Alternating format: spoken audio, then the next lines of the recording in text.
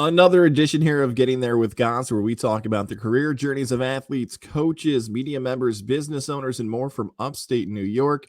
This guy has now been across a bunch of different spots in upstate New York. You might have heard his voice a few different places. We've got an interesting story to tell, and especially with our title, which we won't reveal quite yet to our visual audience, about his journey. He is Vinnie Martone. Vinnie, for those who don't know you, take us back to a younger version of you, 6, 7, 8 years old. Where'd you grow up? What'd you want to be as a kid? And was it that same dream job you wanted when you were 18 years old? Definitely wasn't the same dream job. I feel like 6, 7, 8, I may have wanted to be a fireman, although no. From Troy, Lansingburg. If anybody is from there, Corliss Park area. You may not know that, guys, but that area is a little tough. Went to Lansingburg, and by the time I became 18, no, not the same dream job. I don't even know if at 18 radio was a dream job, to be honest. I feel like radio didn't become a thing for maybe a few more years after that. So when you're 18 years old, is college the idea? Do you not want to go to school? If it's not radio or not media in mind, are you even looking at some of the traditional media schools to do post high school? So when I was in maybe freshman year of high school, I was talking with a teacher in a study hall. Her son was in radio. I wish I had caught his name. I have no clue who it was, but he went to the new school. She was talking to me about that. Knew I liked music. Knew I liked doing like video production with Windows Movie Maker. It's odd though; they're similar. But we talked about that for a little bit, and it kind of exited my mind by the time I graduated high school.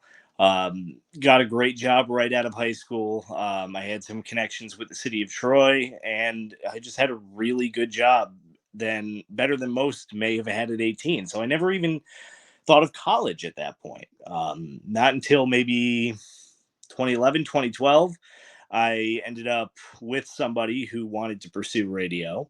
It kind of sparked that thought back in my mind, and it may have been a little stage 3 clinger at the time.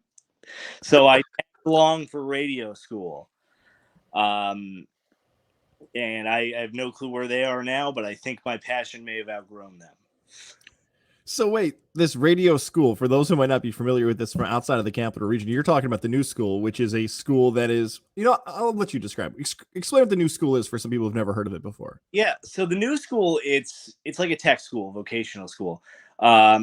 A lot of the people that were there actually took the 2-year course, I believe, in communications from Hudson Valley.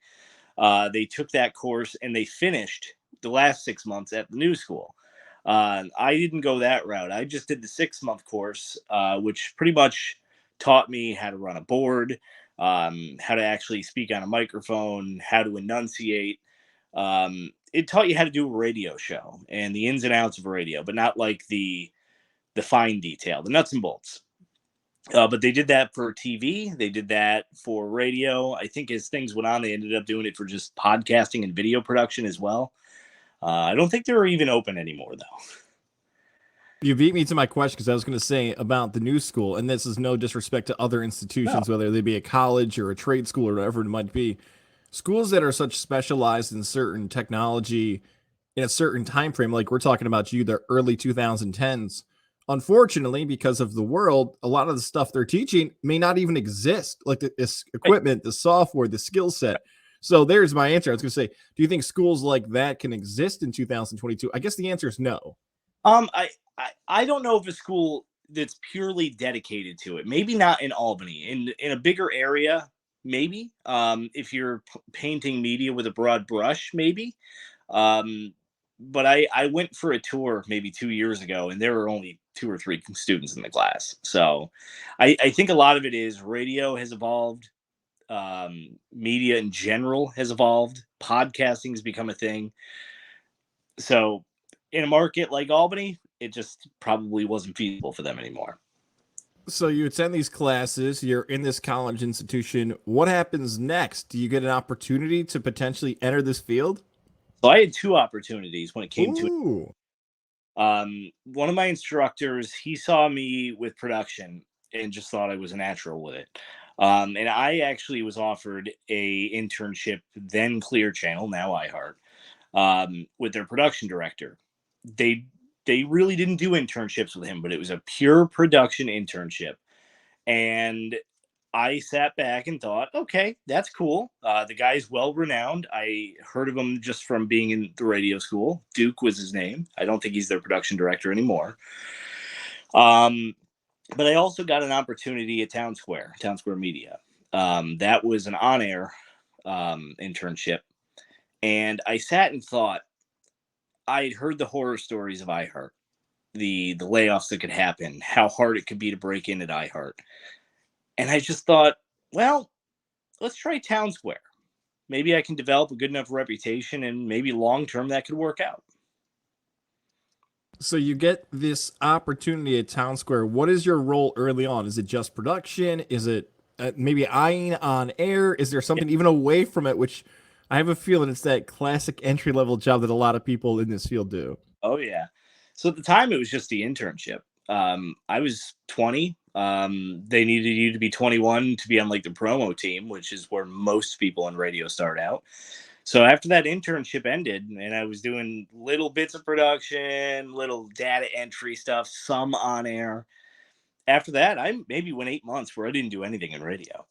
And then finally, somebody who I had developed a friendship with reached out to me and said, "Would you want to be on the promo team?"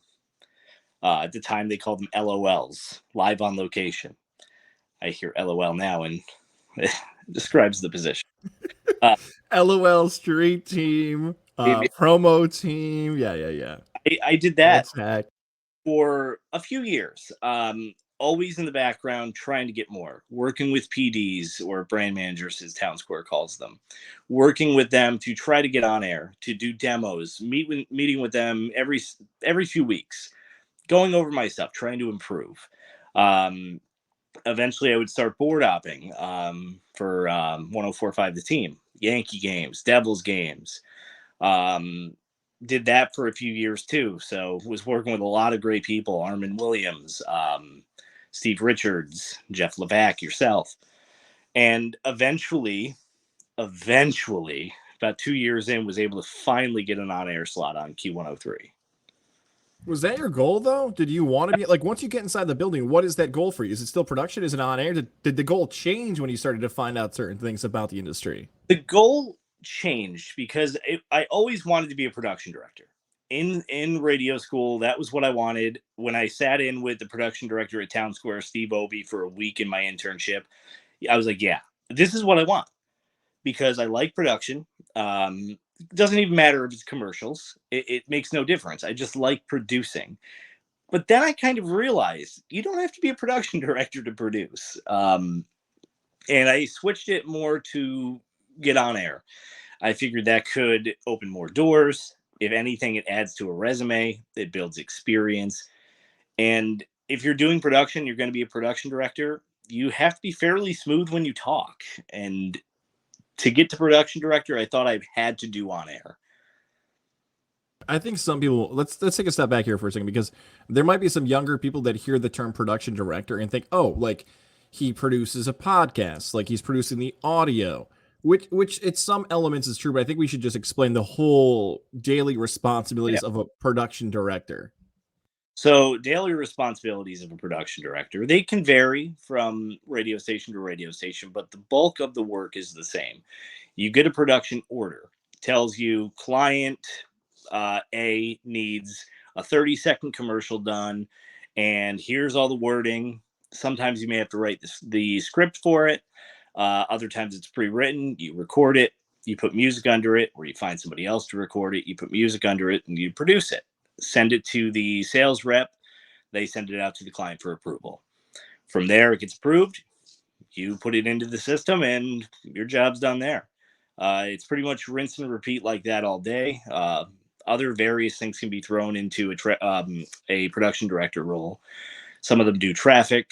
A lot of what I've noticed in most markets, most radio stations, production directors are kind of the jack of all trades.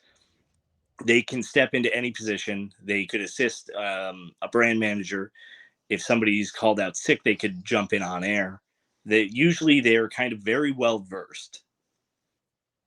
It's a spot that some people would think about, oh, like the heartbeat of a station in some ways, because for that sales team, for them to get an effective ad or read or their message out there, the production director is that voice that is Oh really yeah. the final line between the listener and the salesperson and the business and everything else deciding on what happens there. So there's a ton of responsibility.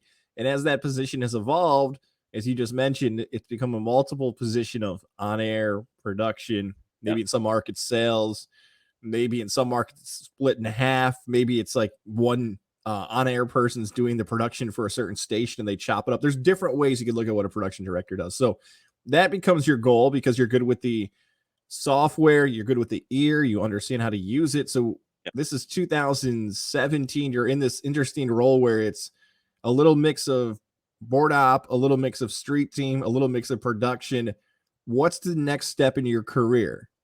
So at that point, I kind of hit a wall where at this point I started in 2013. That's when I started doing the street team stuff. And now we're at the end of 2017. And I'm like, I'm going to give it one more year. I've tried my hardest. At the time I was still even just part-time, worked my ass off. And I wasn't seeing the payoff just yet. I felt like I was appreciated, respected, but I didn't see it in the paycheck. I didn't see it in my position either. And then eventually, a few weeks later, come to find out the production director was retiring. I saw that, and nobody even questioned like hiring process. The GM came to me. He was trying to keep it hush hush for the moment, and he just came to me and said, "Hey, just so you know, in case you've heard, the production director is retiring. I don't want you to worry. I've already gone to corporate. We're aiming for you to become the production director." And the joy, the joy I felt, because finally I felt like everything was going to pay off. And he retired, and I got the role.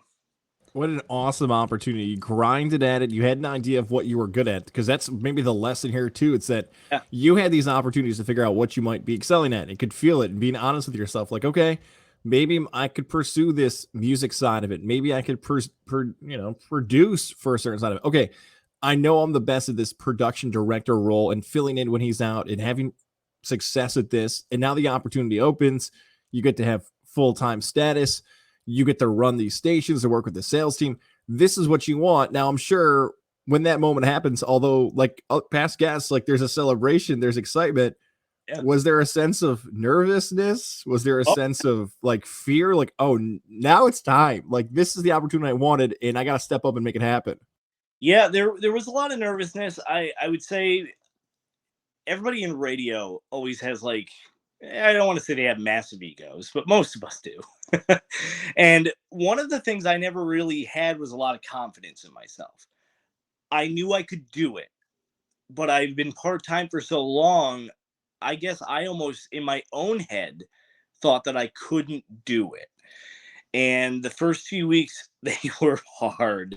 It was a very big learning curve because I had helped with production and I maybe had done it a week here, a week there when the production director was on vacation. Now I'm doing it every day. And I was slow. The first few days, I was working 12-hour days just to get everything done. Um, but within a few months, those nerves went away. And eventually I settled into the role and I figured it out. One thing I think we need to add here too is that it's going to sound strange, but it makes sense to some people. The success of a sales department makes your job harder, which is Correct. kind of weird to sound out loud. Like Right. there almost should be this internal conflict between a production director and a sales team because if their sales are churning so well, it gives you more work, but you need to have more work for the station to be well. But just as any type of any person's job, like nobody wants more work that you're not getting paid for. So it's a weird balance also that you're going through probably initially where you're like, I know this work they're giving me is good for everybody else, but I'm the one who has to carry this burden now. And I signed up for this. There's no getting out at this point. Right. And I think a lot of production directors have such a bad relationship with the sales team.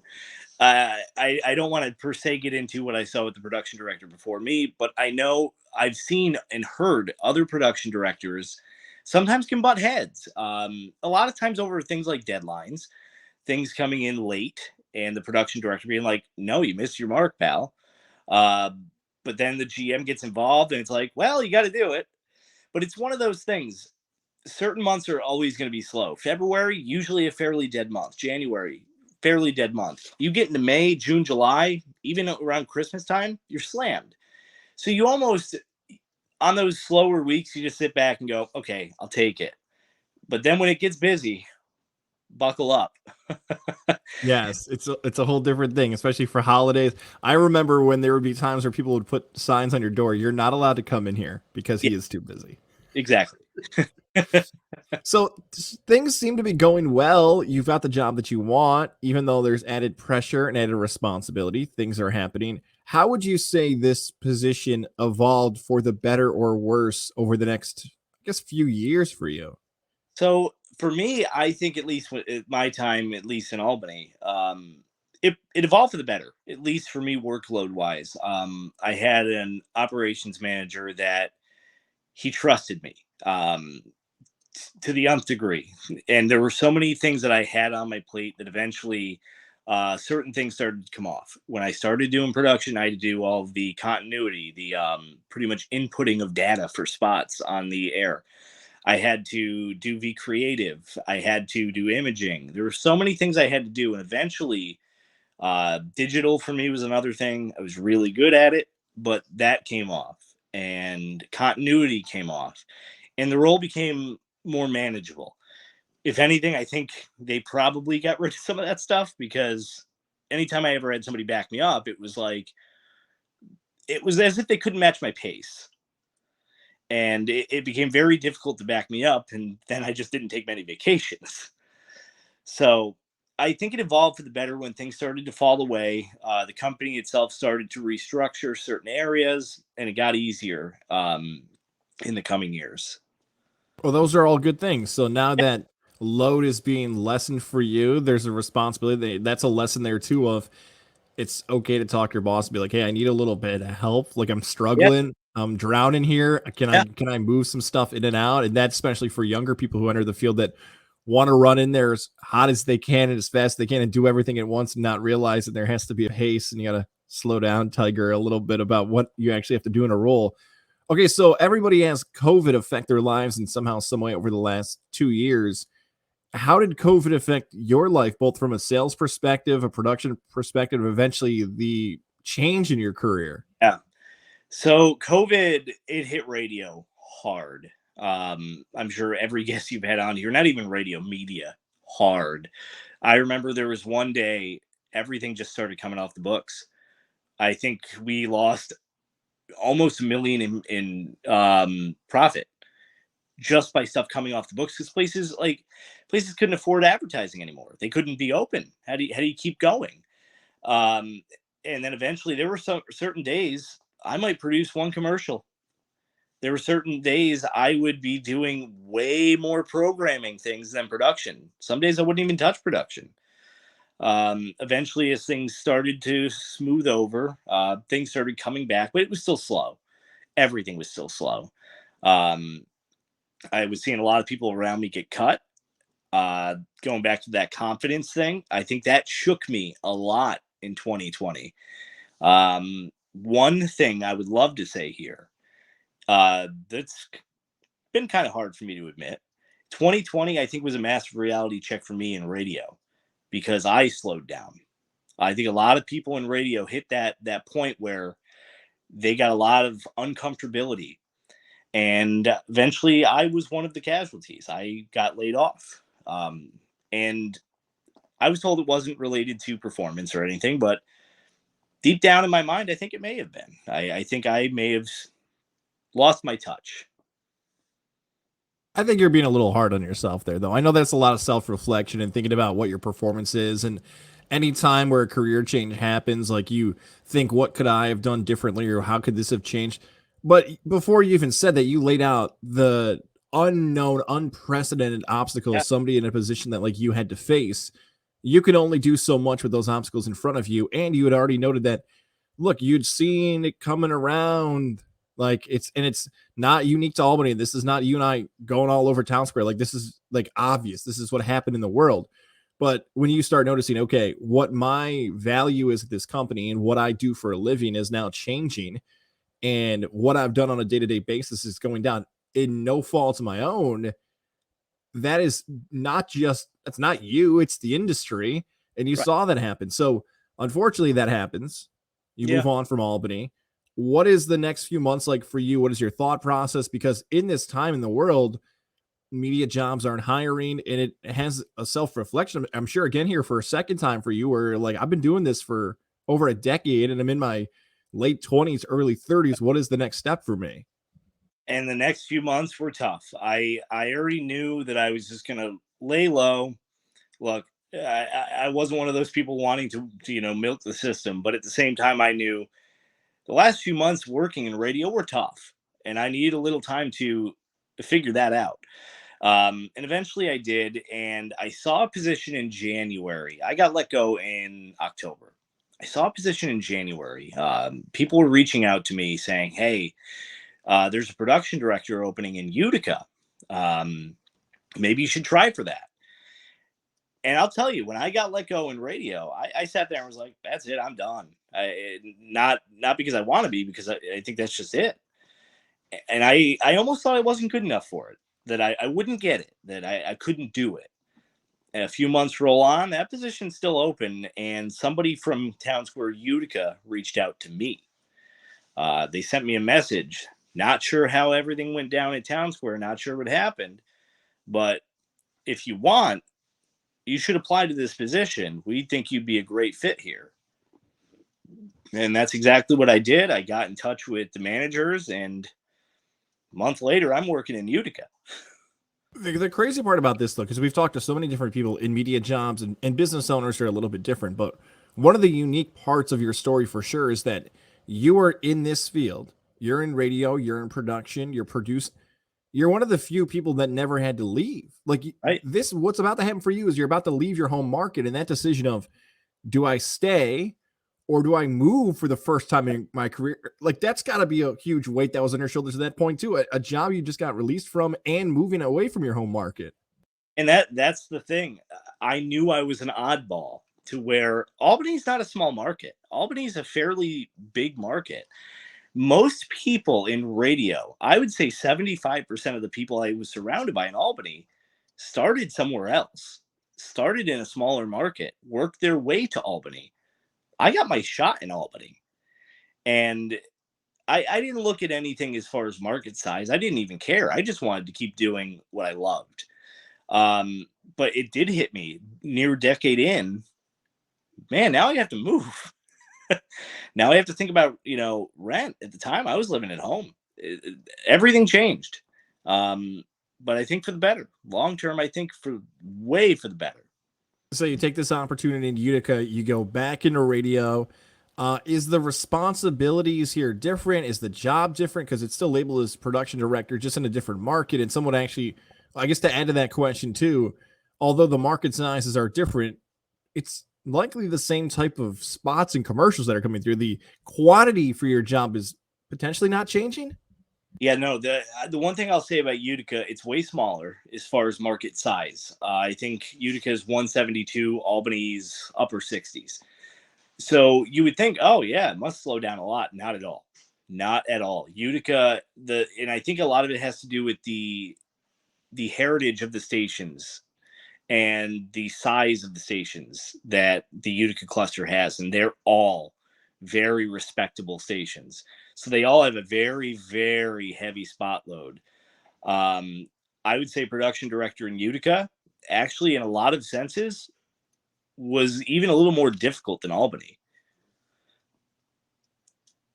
Hang on. So it's more difficult. Is that because you're also taking on other roles too, like on air, or it's just what it is? Like, what is it, 6 to 5? What was the overall radio station count in between markets? Albany had 6 when I left. They're back to 5. Now in Utica, they have 5. What I would say about Albany, Albany's got a few of those big dog stations. But then it had a few stations that were kind of working their way up. Utica, all 5 of those stations were established. So they were able to demand more. And people were able to, they wanted to be on all of them. So production wise, I had to produce more. Some of the production responsibilities were a little bit different. I was more hands-on with writing commercials in Utica. And on top of that, like you were saying, some of the other responsibilities in the role were a little bit different too. I also was doing way more digital,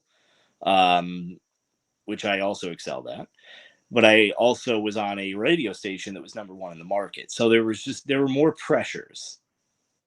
Younger people might hear this and be like, okay, so he goes from Albany to Utica. He has a position open up. He's able to shift over into a new market. But when you hear that market size difference from 60 to 150, 160, whatever it is the on-air staff similar in size as well? So say, for instance, like you were 20 or 21 or 22. Is a live on location team there? Are entry-level positions there? Because that might be the fear of some people. Like, I know he started in Albany. What if he had started in Utica and went to Albany? Would his career have been different? Should he have started, if he was 20, should he have started in Utica and gone to Albany? See where I'm going with this? Where it's like, yeah, are those opportunities still there in market 160, even in different spots compared to 60?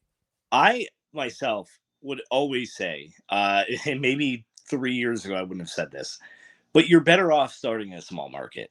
In the Utica cluster, I think our staffing side, we had more staff. I'm not sure exactly what that was. Maybe they were more profitable, maybe whatever it may have been. I think sometimes the smaller markets, if it's a bigger corporation like Town Square, or if it is, iHeart, maybe they don't have that lens on them the way that a bigger market may. The bigger markets are watching the bottom line a whole lot more intensely. When I started in Albany, it was nearly full staffed. And by the time I left, obviously COVID changed a lot of that. It got to be where there weren't many people left in the building. Utica kind of stayed consistent. It seemed like the entire time, from what I had heard, even through COVID, not many people were let go. When I went there, the staff it wasn't fully staffed, but it was close. And I think starting in a smaller market's better. You get more opportunity in a smaller market. Now, you've used some past tense words there. Stayed consistent when I went there. I know this is almost fresh for you, so you can say as much or as little as you'd like about why you are no longer with Town Square Utica. Kind of take us through as much or as little as you'd like to share about that story. Yeah. I think for me, production director is a very difficult role. It takes a very skilled and strong person mentally to do that position. And I think it's also the type of position, it can wear you down. And I think that's what it did to me. It got to where I just was having a hard time getting the job done. Mentally, I could tell I wasn't the same person I was before. I was complaining a lot more. I maybe wasn't such a joy to be around. And it just got to a point where I sat back and thought, man, can I keep doing this? Love my managers. I'm paid just fine. I like the work I do. I'm happy. I'm happy this is my career. But is it worth the added stress? And it just got to a point, with no disrespect to them, my managers, or anybody. It was time to go. I did what I wanted to do. I had a decade in radio, and I just decided, you know what? This might be my time. Might be my time to go find something else. So you decided to leave on your own. You said, you know what? It's time for a career change. I've done this long enough. I know what this job is. This is not mentally what I want to do anymore. I want to try something different. There's nothing wrong with that. Changing careers has been a story of a lot of past getting there with guys, whatever field that it might be. So you decide to change your career. However, when we're taping this in early August of 2022, when I originally was going to have you on as a guest, things have changed again. Can we talk about that at this time? If we can't, we can't. I'll just leave that for a tease for another social media post for the future. What can I ask you about what's coming up next in the summer for you, if anything? I'll get into it a little bit. Things have changed a little bit. Through my time in radio, and to anybody who's looking to get into radio, the best piece of advice I could give you: put your best foot forward, no matter who it is you're talking to, even if you don't know who it is, because you're going to establish relationships without even realizing you are. And that's something I did in 2018, 2019. I established a relationship within Town Square with somebody who was fairly high up on the ladder, and I impressed them. And as of right now, I actually am going back to Town Square, but in a different role. I'm not going to quite go into exactly what it is, but I was able to use a relationship that I had gained and an impression that I left. And all I did was send a message: do you have anything? And they did. And that's where we're at today. I want you to give me more details and maybe a potential future episode or a bonus issue, because that story right there could be the most influential story for someone's career as they're making their way through and finding those connections and things like that. So I will keep that story for another day for you. You beat me to my favorite question I close these with best advice for where you want to go in your career, best advice for, and that was a great answer. So I didn't want to ask it twice for you. Instead, I kind of want to pivot this conversation in this direction. And I'm sure you're going to laugh or smile because you and I have had this conversation multiple times over the last 2 to 3 years.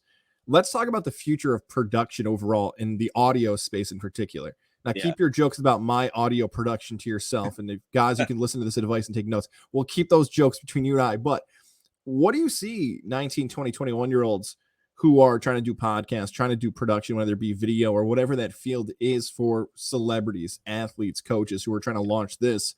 Where do you see the production audio field heading towards the future? I think it's going to grow. It's going to get even bigger. Production on a radio end, I think will stay the same. I don't see how it could get any less or any more. You're always going to need a production director in radio, or at least you're always going to need to have somebody with a very strong production skill. But the thing is, if you're young in radio, learn production. It makes you very valuable. The more you can do, the better you're going to be, because then you have more opportunity. If all you want is to get on air, that's fine. A lot of people, all they've ever wanted was to get on air. You still should know basic production, and it can be fun. And if you are interested in it, learn even more. Watch YouTube videos showing you how to use Adobe Audition. Ask people who've been in radio for a while, how do you do this thing? How do you make this sound effect? Pick brains. But I think it's going to grow audio-wise through podcasting. And I myself love it, because somebody with my skill could have so many opportunities that I know myself I don't even know about. I would be dropping the ball if I didn't do this now. And I will do a full put you over pro wrestling style right now. For a young podcaster who is looking for help on production, or someone who's looking to have something added to their podcast who might listen to Getting There with Goss, who has no idea what to do in this spot, or you want to send Vinny some samples to get true feedback on and tell you what you're doing right and what you're doing wrong, shout out an email, a social media page where people can connect with you, especially future podcasters and people who want to dive into this audio world in the non-traditional media space. Yeah. So if email would be probably the best way. I'm the odd 30-year-old who pretty much only uses Facebook. I feel like I might be 60 by saying that. I don't know much about the Twitters or the Instagrams, the Snapchats, or any of that. Full Bill Belichick, the snap face. That's right. But no, if you reach out to me on Facebook, Vinnie Martone, I'd be glad to hear some of your stuff. I'd be glad to tell you what it is you're doing right, what you're doing wrong, as constructively as possible. If you want to send anything to an email, I check that every day. VMARTONE91@gmail.com. Look at that. The plugs are in. The audio's coming your way. Vinnie Martone, traffic guy Vinny, shirtless Vinny. There's many aliases you might have seen him. No, please keep your shirt on. I don't want to see the retention level of people fast forwarding to Vinny with his shirt off, the numbers later in the analytics. Thank you for doing this. I'm glad you did not give me grief about making you wait about a year and a half into this, is one of my very good friends in this field. So I appreciate you. It's not too long ago. You're at my wedding 4 years ago. So salve, guys. That is not Matt Woods, who almost got thrown into the lake in my wedding. That is Vinny, whose face you see. So thank you. Away from that. That's right. Thank you for doing this, my friend. Appreciate you. Best of luck in the next endeavor. And some soon-to-be Utica pizza will be consumed, as much as you don't want to admit how great their pizza is at a certain place near you. It's okay. Thank you. Here come the hate comments from Utica. Goodbye, Vinny.